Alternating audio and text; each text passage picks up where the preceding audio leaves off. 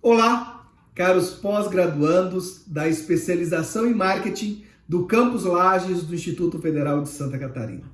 Aqui, professor Tiago Meneghel, com auxílio da Grace, nossa intérprete de Libras. Esta é a quarta videoaula sobre as definições das estratégias de comunicação de marketing. E nesta videoaula nós vamos falar sobre atenção seletiva, distorção seletiva e seleção seletiva. Além disso, nós vamos falar também sobre os efeitos esperados da comunicação de marketing. Por isso, convido vocês. Vamos caminhar?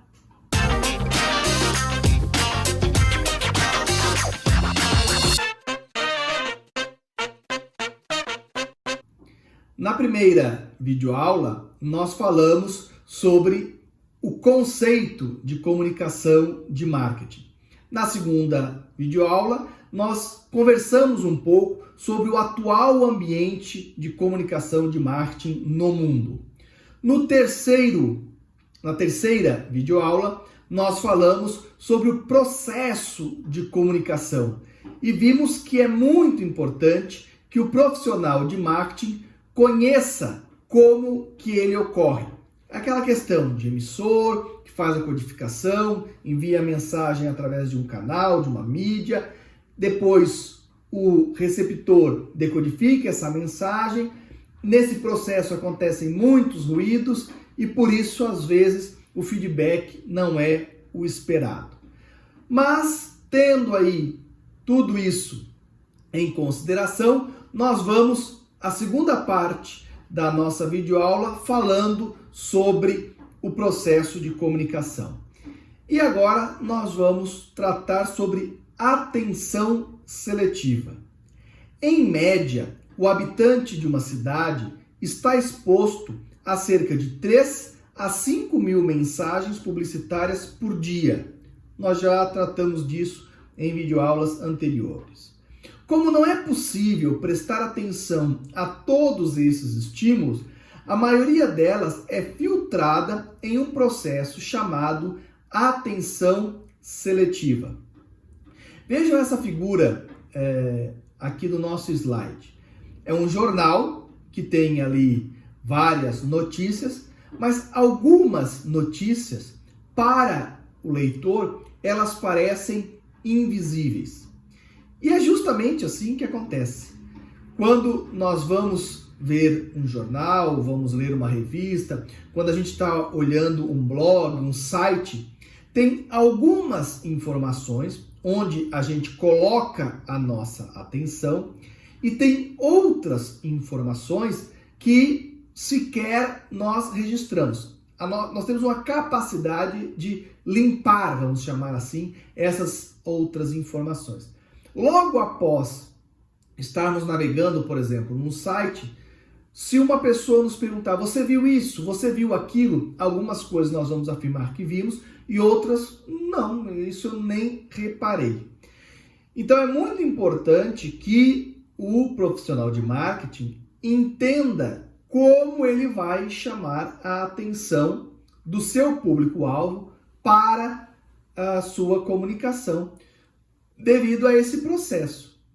Se ele inclusive tiver lá, nesse jornal, vamos supor aí da figura, um rodapé, uma propaganda de meia página, vamos chamar assim, até de forma padrão, o leitor, ele sequer identifica do que é aquela propaganda. Então, ele identifica que ali é um espaço publicitário e sequer dá atenção para aquilo. Então, é muito importante entender esse processo para que seja possível chamar a atenção do leitor para a nossa propaganda, no caso do jornal, ou do telespectador, no caso da televisão, ou chamar a atenção para o nosso outdoor, em meio a tantos que existem, e por aí vai. Um outro processo que acontece durante esse processo de comunicação é a distorção seletiva. É a tendência que temos de transformar a informação em significados pessoais e interpretá-la de modo que se adapte aos nossos pré-julgamentos ou aos nossos pré-conceitos que nós já temos. Uma demonstração concreta do poder das crenças que os consumidores cultivam sobre marcas é o resultado dos testes cegos, comparados a testes onde o consumidor experimenta produtos conhecendo a marca. Perceba que esse é um processo não consciente.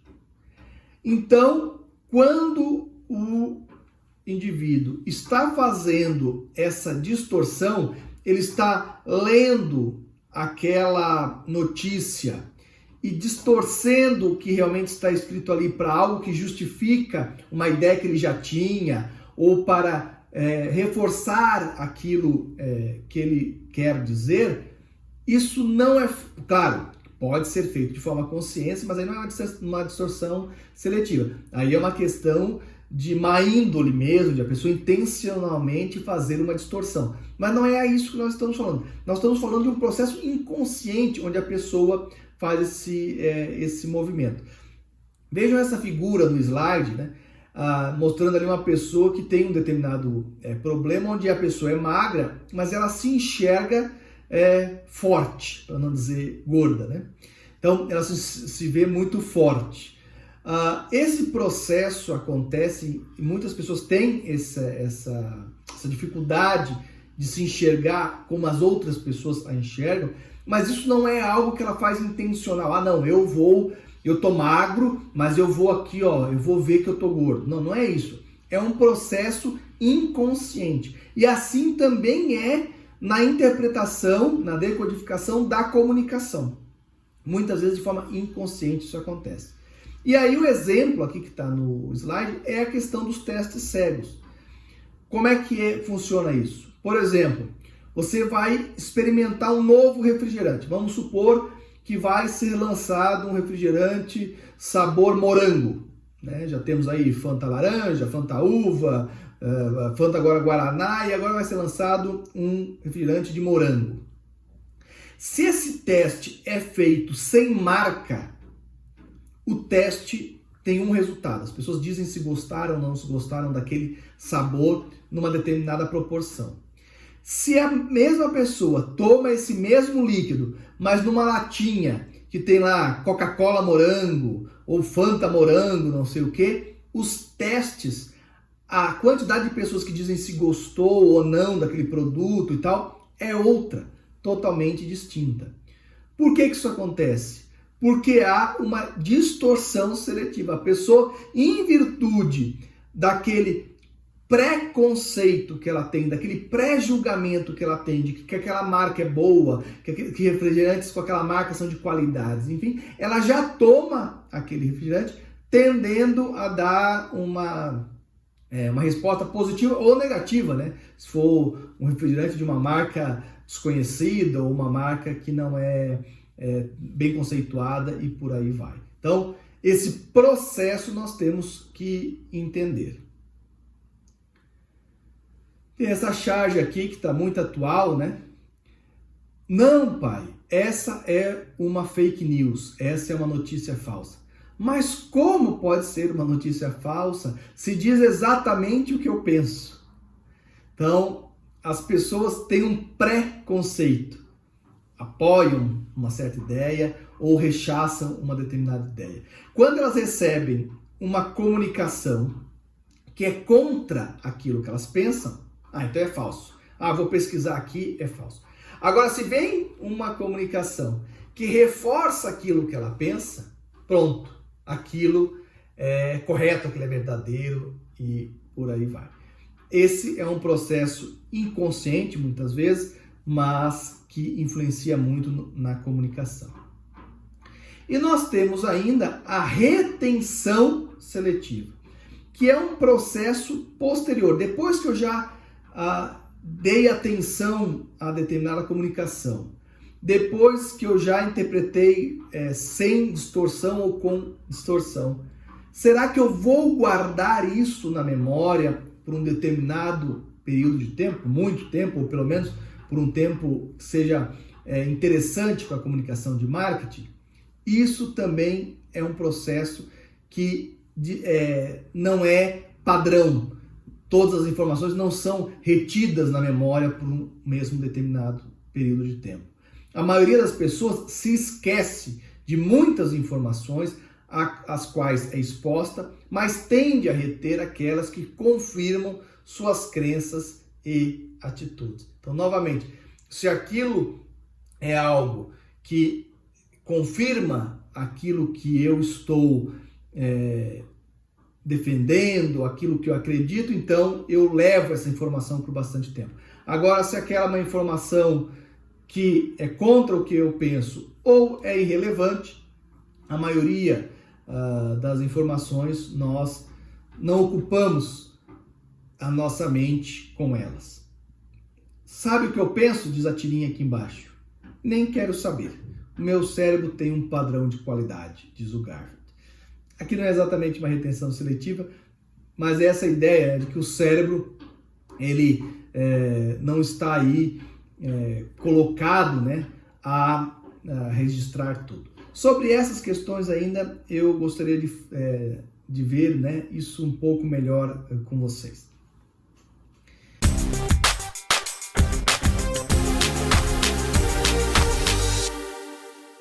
Uma outra questão aí muito importante para que a gente entenda sobre essa questão da retenção seletiva, aquilo que vai ficar na memória ou não, tem a ver com o estado emocional quando a pessoa recebe essa informação. Então vamos dar aí um exemplo. Se eu estou muito relaxado, muito tranquilo, estou vendo um programa de televisão e por aí vai, eu tenho a tendência a reter menos informações.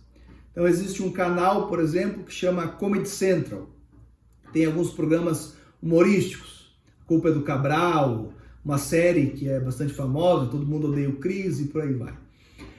Você geralmente, quando está assistindo um canal como o Comedy Central, você está relaxado, ali é um programa humorístico, enfim. É muito provável que se você pergunte para uma determinada pessoa qual foi os temas, o que aconteceu ontem no programa A Culpa é do Cabral, a pessoa não lembre, porque ela estava relaxada. Agora, momentos de grande tensão, momentos onde a pessoa está estressada. O estresse é justamente uma alta capacidade, uma alta concentração do corpo, né? O corpo está altamente tenso e concentrado por um fato que está deixando o corpo em estresse. E as coisas que acontecem nesse momento são geralmente registradas na memória e tem uma retenção aí de longo prazo. Só que é evidente, né, que se você levar aí a pessoa a um estresse durante muito tempo, a pessoa pode até ter uma crise de ansiedade. Tem a questão de que o estresse não é vinculado a fatores positivos, então isso pode ser ligado a fatores negativos e tem uma série de questões. Mas aqui o que eu queria só lembrar a vocês é que tem essa questão também. Quanto mais relaxado está a pessoa, em geral ela tende a reter menos informações. Quanto mais tenso, mais estressado está a pessoa, mais ela tende a recordar dessa ocasião e por aí vai.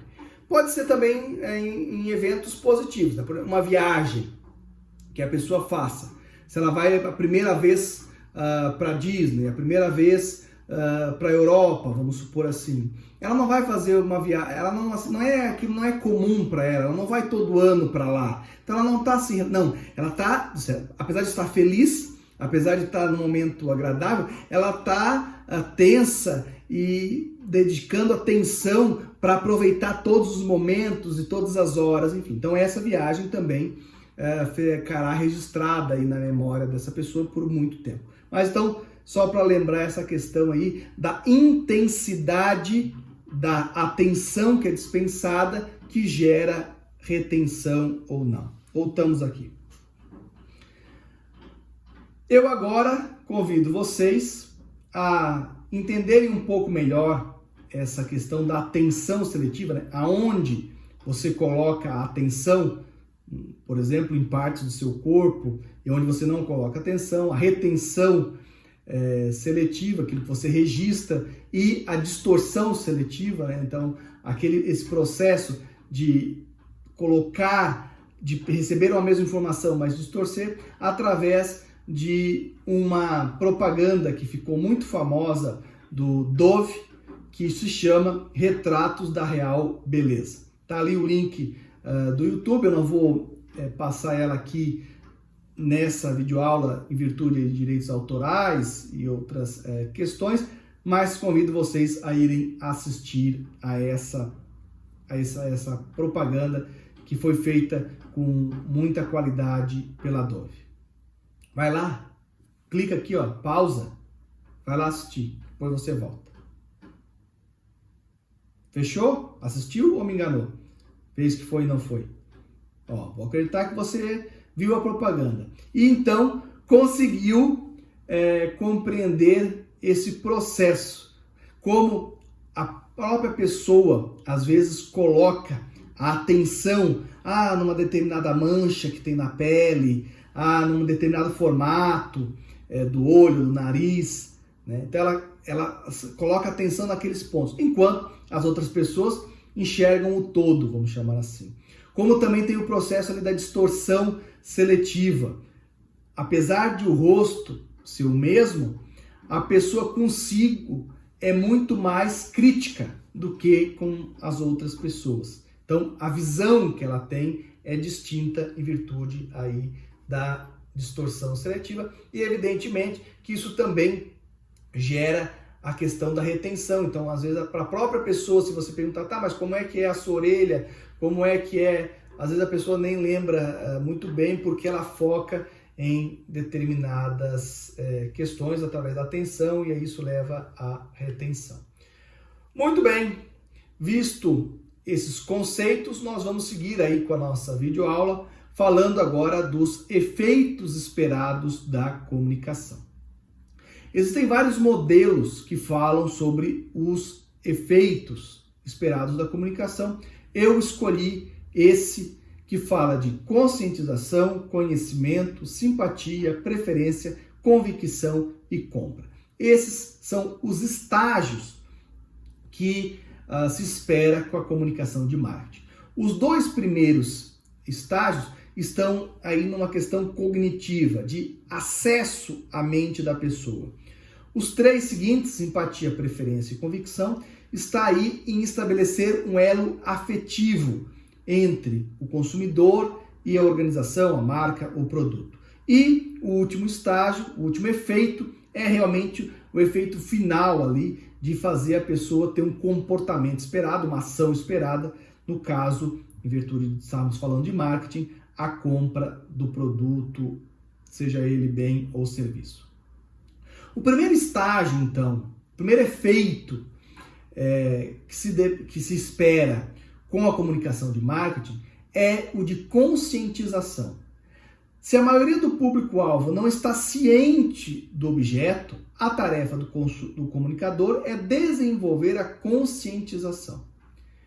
Então, se o meu público-alvo sequer tem a informação de que eu existo, e eu falei sobre isso em videoaulas passadas, muitas vezes uma marca famosa, Coca-Cola, McDonald's, Nike, por aí vai, esse primeiro efeito da comunicação é dispensável. Todo mundo já tem um prévio conhecimento sobre essas marcas.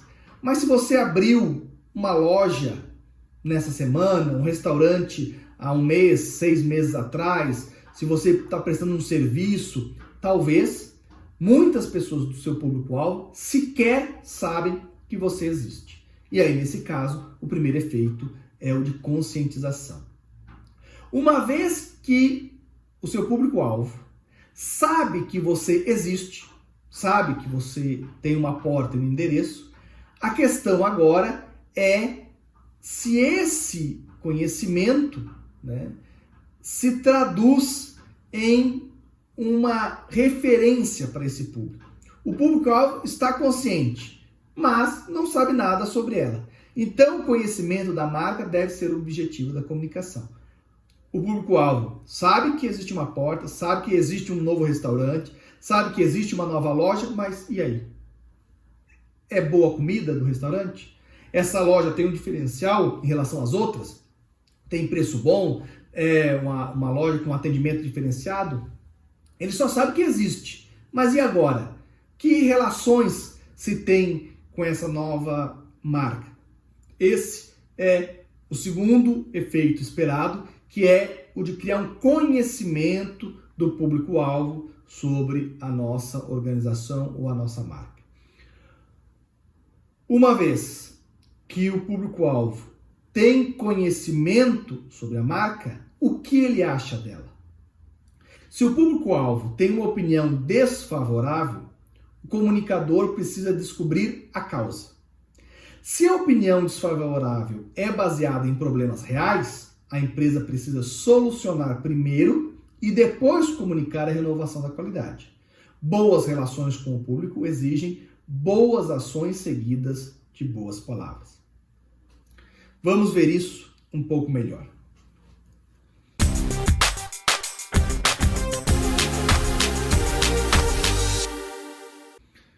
Muitas pessoas acham que a atuação do marketing é descolada do produto da empresa e por aí vai. Muitas pessoas, inclusive, acham que a empresa é uma coisa e aí se contrata uma agência de publicidade, propaganda, enfim, que vai fazer a comunicação e não tem relação direta com a empresa ou com o produto. Nós estamos vendo durante toda essa especialização que marketing é você ter uma conexão com o seu público-alvo. E isso se faz com o seu produto, com o seu preço, com a sua logística e distribuição e também com a comunicação. Mas esse slide nos traz uma questão muito importante. Primeiro, você arruma a casa. Depois, você convida as pessoas para lhe visitarem. Você não faz o contrário. Você não deve chamar as pessoas para lhe visitarem na sua casa. E quando as pessoas já estão na sua casa, aí você começa a varrer, a limpar a casa, a tentar organizar o almoço e por aí vai. Não. Antes de as pessoas chegarem, você já está com a casa arrumada. Então, essa é uma grande questão desse slide. Você só vai comunicar que a sua loja, que o seu restaurante, que o seu produto tem diferenciais, tem vantagens competitivas e por aí vai, quando elas realmente existirem. Então, primeiro, olhar para dentro e resolver os problemas, se eles existem, para depois comunicar as melhorias ou convidar as pessoas a lhe visitarem. Fechou? Voltamos aqui. Depois desse efeito de criar uma simpatia do público-alvo com a sua marca, um próximo efeito é ter a preferência desse público-alvo. Por quê?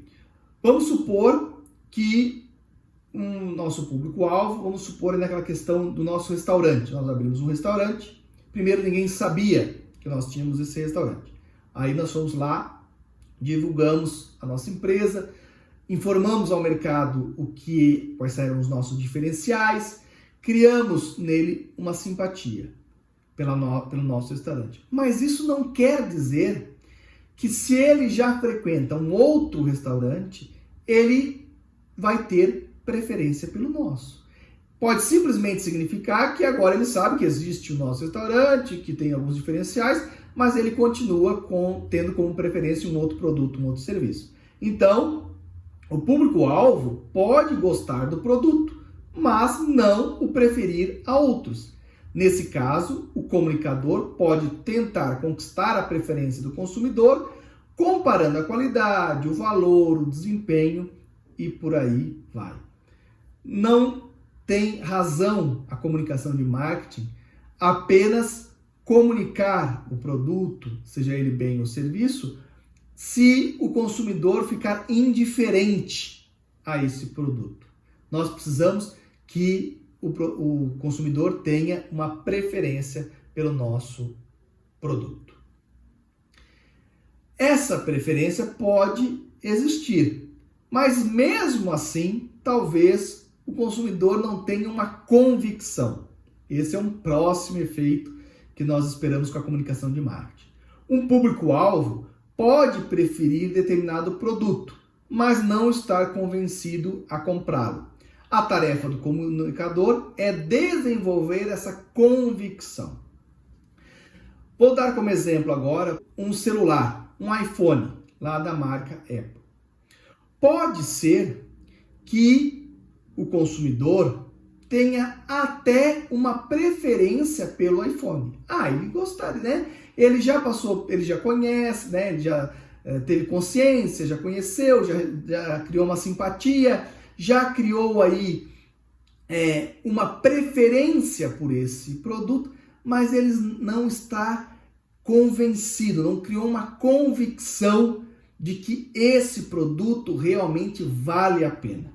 Então aqui nós estamos no período de que não basta apenas o consumidor saber que o iPhone é o melhor. Ele tem que estar convencido de que esse celular é realmente muito diferenciado dos outros e ter isso como uma convicção. E ele pode estar convicto disso. Ele pode saber, através da comunicação de marketing, que realmente esse celular da Apple é o melhor, tem vantagens sobre os demais e por aí vai. Mas talvez ele ainda não tenha decidido comprar esse celular. E aí vem então a última etapa, o último efeito da comunicação de marketing, que é o esperado, que é a realização da compra. Porque pode ser que todos esses efeitos tenham sido gerados, mas o consumidor, né, claro, nós estamos falando aqui de uma demanda existente, né? Um consumidor que tem aí a capacidade de comprar, né, de pagar por um celular iPhone. Mas pode ser, né, que passado todos esses efeitos, o consumidor ainda não entrou no site para fazer a sua compra, não saiu de casa para ir na loja e comprar, está deixando para depois. Já estou convencido que esse é o melhor produto, que esse produto vale a pena, mas não vou comprar hoje não, vou deixar mais para frente. E aí vem esse último efeito da comunicação de marketing. Por fim, algumas pessoas do público-alvo podem estar convencidas, mas não efetuar realmente a compra. O comunicador precisa, então, levar esses consumidores a tomarem a iniciativa de compra. E aí, o elo, né, o ciclo foi completamente realizado de maneira eficaz.